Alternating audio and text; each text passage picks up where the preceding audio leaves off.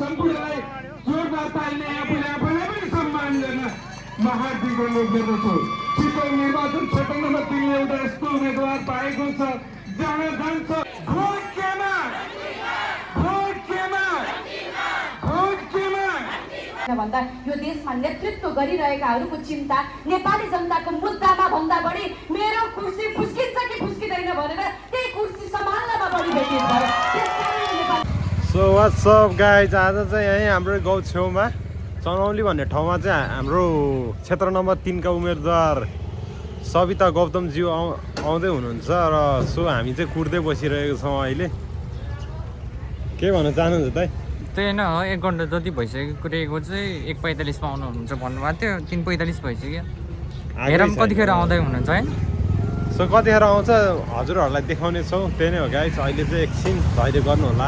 सविता गौतमज्यू आफ्नो चौकको कार्यक्रम सकेर चरौलीतर्फ आउँदै हुनुहुन्छ।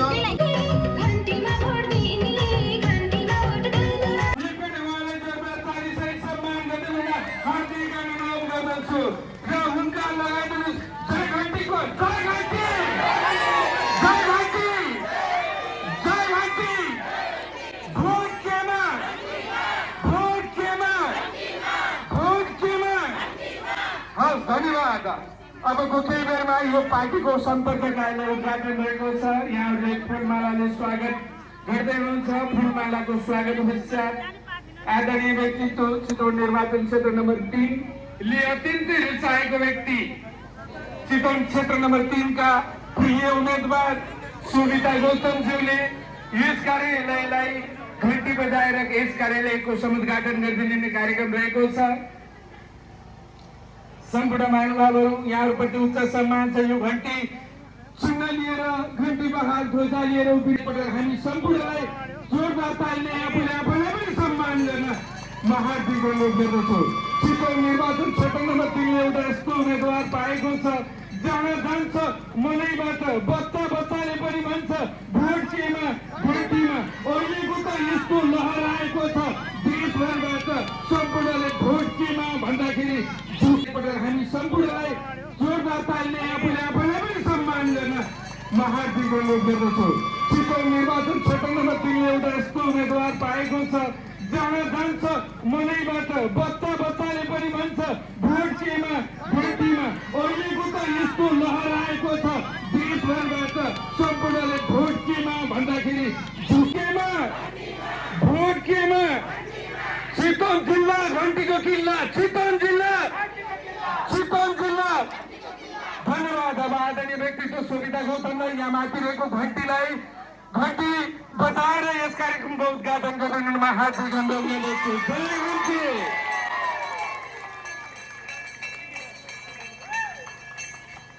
जोरदार तालीले सम्मान गरिदिनु हार्दिक अनुरोध गर्दछु। अब कति पनि ढिला नगरिकन यो माइक्रोफोन म सविता गौतमजीलाई हस्तान्तरण गर्दै म पनि बिदा हुन्छु। सम्पूर्णको जय होस्। धन्यवाद।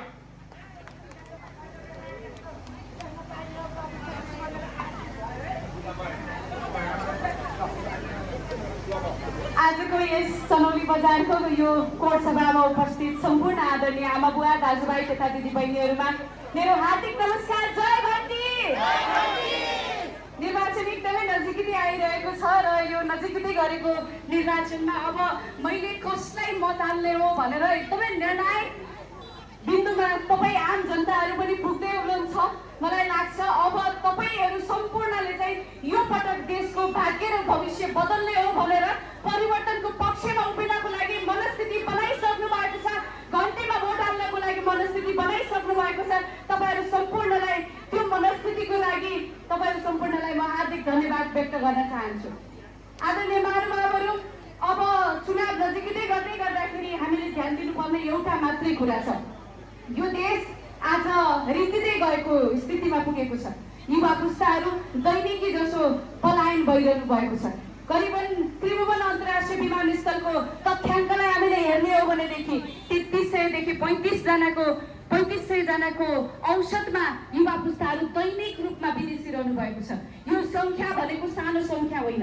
यो संख्या भनेको 3300 देखि 3500 दिनमा भनेको त्यसरी बाहिरिने भनेको एउटा गाउँ नै बनाउन पुग्ने सङ्ख्या हो जो रित्तिरहेको छ र हरेक दिन यसरी युवा पुस्ताहरू बाहिरिरहने हो भनेदेखि हाम्रो देश साँच्चीकै बाआमा दुईतिर टक्रक टुक्रुक बसेर एक आपसमा टिका लगाउनु पर्ने स्थिति बनेको छ। उता छोराछोरीको निधार खाली बन्ने स्थिति पुगिसकेको छ।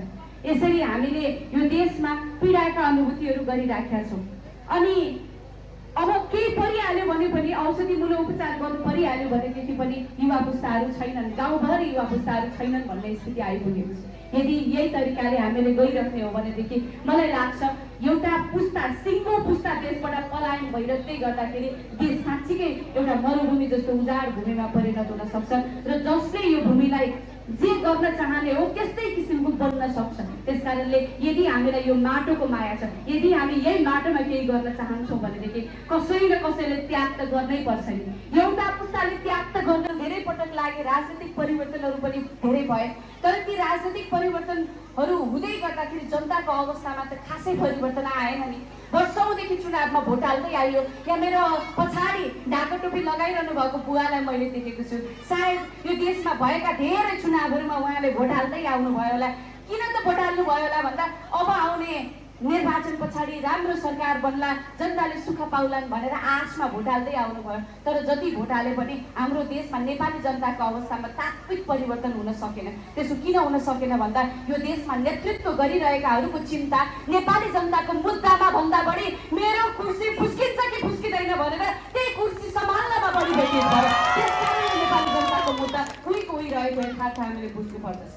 त्यसकारणले अब यो देशलाई यदि कसैले धान्दी राखेको छ आजको दिनमा, यो देशको अर्थतन्त्रलाई कसैले धान्दी राखेको छ आजको दिनमा भनेदेखि त्यो विदेशीको हाम्रो युवा पुस्ता हो, जसले रेमिट्यान्स पठाएर अरबौँ अरब रेमिट्यान्स पठाएर यो देशको अर्थतन्त्र धान्दिएको छ। र यो देशको अर्थतन्त्र धान्दिरहेको त्यो रेमिट्यान्स हाम्रा युवा पुस्ताहरूको पाखुरीमा बल उन्जेल त हो नि, शक्ति उन्जेल त हो नि। अनि आफ्नो बल र शक्ति उन्जेल विदेशको भूमिमा गएर पसिना चुहाउँदै श्रम गर्ने युवा पुस्ताहरू भोलि त्यो श्रम गर्ने शक्ति सिद्धिसकेपछि देशमै फिर्ता हुँदा देश पनि बनेको छैन। अनि यी आएर थुक्दै बस्नुपर्ने स्थिति बन्यो भनेदेखि आज जुन विकराल स्थिति हजुरबा हजुरआमाको हामीले देखिराखेका छौँ, राम्रो अस्पताल छैन, उपचारहरू गर्नु पर्यो भनेदेखि यसो घरमा कुरा गर्नु पर्यो, केही काम गर्नु पर्यो, औषधिमूलक यसो केही खर्च पानी गर्नु पर्यो भनेदेखि अहिले जुन बुवा आमालाई समस्या परिराखेको छ भोलि योभन्दा धेरै गुणा समस्या त्यो छोराछोरीहरूलाई छोराछोरी पुस्तालाई पर्नेवाला छ भन्ने कुरामा हामी बुझ्नु पर्दछ। त्यो कुरामा हामी सचेत हुनु पर्दछ।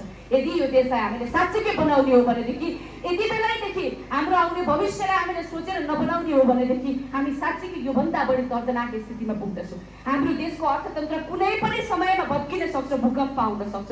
त्यसको लागि तयार हुनुपर्ने स्थितिमा आइपुगेका छौँ। यो देशको नियति कस्तो छ एउटा मात्रै उदाहरण भन्छु। यो वनै वन जङ्गलले भरिएको देश, यो नेपालको वन हरियो धन भनेर नारामा हामीले कति धेरै सुनेका छौँ, तर हाम्रो देशमा जडीबुटीहरू छन्, हाम्रा देशमा काठहरू छन्, तर अरबौँको काठहरू हामी आयात गर्दछौँ। यहाँ काठ कुहिएर जान्छ। हामी औषधिमूलक गर्नको लागि हामीलाई चाहिने जडीबुटीहरू ती सबै कुराहरू विदेश पठाउँछौँ। अनि त्योभन्दा बढी महँगोमा औषधि बनेर आएपछि त्यो औषधि हामी पुनः किन्छौँ एकदमै महँगो मूल्यमा। जडीबुटी सस्तोमा हामीले बेचिराखेका छौँ अनि त्योभन्दा महँगो मूल्यमा औषधि किनिराख्नुपर्ने स्थिति छ। यदि यस्ता उदाहरणहरू यति धेरै छन् कि हामीले राखेका त्योभन्दा धेरै गुणा हामीले उत्पादन गर्न सक्थ्यौँ होला नि। तर हाम्रा किसानहरूका पीडा हेर्नुहोस्, मल पाइँदैन, बिउ बिजन पाइँदैन, बेलामा सिँचाइ भइराखेको छैन। यहाँ अब जङ्गली जनावरहरूको आतङ्क पनि त्यत्तिकै छ। देश बदलिन्छ, हाम्रै पालामा बदलिन्छ र यही पटक हामीले यो देशको भविष्य लेख्नको लागि हामी तयार भएर त्यो संसद भवनमा जान सक्छौँ। म यहाँहरूलाई यति आग्रह गर्न चाहन्छु। अब चितवनका धेरै ठाउँहरूमा हामी पुग्नु पर्नेछ। हरेक गाउँठाउँमा हाम्रो उम्मेदवार आइदिए हुन्थ्यो, राष्ट्रिय स्वतन्त्र पार्टीको उम्मेदवार कस्तो छ हामीलाई भेट्दै हुन्थ्यो, हाम्रो पनि कुरा सुन्ने हुन्थ्यो, हाम्रा पीडाहरू पनि भोलि त्यो संसदमा पुर्याइदिनु पर्नेछ, हामीले पनि भेट्न पाए हुन्थ्यो भन्ने अपेक्षा धेरै छ। अब ती अपेक्षाहरूलाई बुझ्नको लागि म विभिन्न ठाउँहरूमा पुग्नु पर्नेछ। म हरेक गाउँठाउँमा पुग्नको लागि हर प्रयत्न गरिरहेको छु। अब यो ठाउँको जिम्मा तपाईँ सम्पूर्णलाई जिम्मा लाएर जाँदैछु। तपाईँहरूले यो ठाउँको जिम्मा लिनुपर्दछ, किनभने यदि यो चुनाव उम्मेदवार एक्लैको हो भनेदेखि उम्मेदवारले साम दाम दण्डभेद प्रयोग गरेर जसरी भए पनि जिते हुन्छ भनेदेखि यहाँहरूले ठान्नुहुन्छ भनेदेखि मलाई लाग्छ त्यो त्यस्तो प्रकारको उम्मेदवारले निर्वाचित भएर गएर पनि केही पनि हुनेवाला छैन, किनभने उसले आफ्नो मात्रै कुरा हेर्छ। तर यदि यो चुनाव सबै जनताको, यदि यो चुनाव जनताको भविष्य बदल्ने हो, यदि यो चुनाव जनताको चाहिँ अवस्था बदल्ने चुनाव हो भनेदेखि जनता जाग्नुपर्छ अनि मात्र चुनावले निकास दिन्छ, देशलाई परिवर्तनको साथ फेर्न सक्ने स्थितिमा पुर्याउँछ भन्ने मलाई लाग्दछ। यदि यो चुनावलाई साँच्चीकै जनताको पक्षमा लिएर आउने हो भनेदेखि उम्मेदवार होइन, सम्पूर्ण देश जाग्नुपर्छ, सम्पूर्ण गाउँ जाग्नुपर्छ, सम्पूर्ण मानिसहरू जाग्नुपर्छ। त्यस कारणले यो ठाउँको जिम्मा लाएर जाँदैछु। यो ठाउँमा हरेक एक मान्छेलाई अब परिवर्तनको पक्षमा है हरेक जिम्मा भन्ने जिम्मा तपाईँको छ। तपाईँले तोरी उखेल्न जाँदाखेरि होस्, तेल हाल्न जाँदाखेरि होस्, बाटोमा गफ गर्दै गर्दाखेरि होस्, चिया पसलमा चौतारीमा बस्दैखेर किन नहोस्, तपाईँहरूले अब यसपटक चाहिँ परिवर्तनको पक्षमा है भनेर भन्नुभयो भनेदेखि यो देश साँच्चीकै जनताको पक्षमा बन्नेछ। किनभने जनता उर्लेको निर्वाचनले बल्ल यो देशलाई निकास दिन्छ, जनता उर्लेको निर्वाचनले मात्रै बल्ल यो देशलाई सही दिशातर्फ डोर्याउँछ भन्ने कुरामा म विश्वास राख्दछु। अब अन्तिममा जाँदा जाँदै दुईटा मतपत्र यहाँहरूले प्राप्त गर्नुहुन्छ, एउटा समानुपातिक, अर्को प्रत्यक्ष।